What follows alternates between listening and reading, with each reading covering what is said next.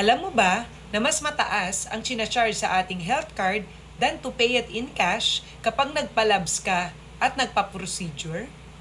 Tingnan mo ito. Last April 2024, nagpa-labs ako for my SGPT, SGOT, creatinine at uric acid. Tingnan mo ang binayaran ko sa baba, 815 lang.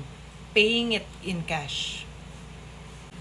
But when I use my Medicard HMO, ang chinarge sa card ko as utilization is 3,000 plus. So same labs, meron tayong uric acid, creatinine, SGOT, tsaka SGPT.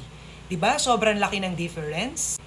Naalala ko tuloy yung client ko last year na same lang daw sila ng pinagawa ng labs tsaka procedure. Bakit daw siya 12,000 yung chinarge sa card, tapos yung kasamahan niya mga 4,000 lang ang binayaran. So yun yung binil dun sa kanila.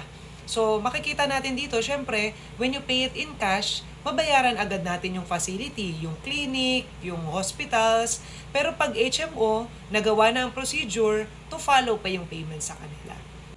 Kaya kung meron kang health card, tapos malaki pa yung limit mo, i-charge mo lang dun. Hayaan mo na kahit mas malaki yung i-charge. Marami pa namang available. Pero kung sakali man yung ating health condition nagpo-fall sa pre-existing condition or limit, mas maganda mamili ka kung saan mo gagamitin yung card.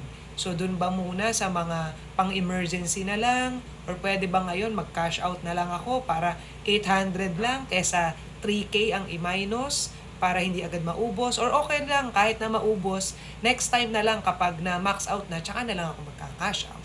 So good thing ito kapag may malapit na sariling clinic, mas mura yung nandun. So there you have it. Mas mahal ang charge sa ating health card versus paying it in cash kapag labs and procedure. Pero pag mga consultation sa doktor, mga 350 to 500 lang ang charge sa card kahit na nagpa-check up ka sa Makati Med, St. Luke's, Asian, than to pay it in cash na 1,000 to 1,500.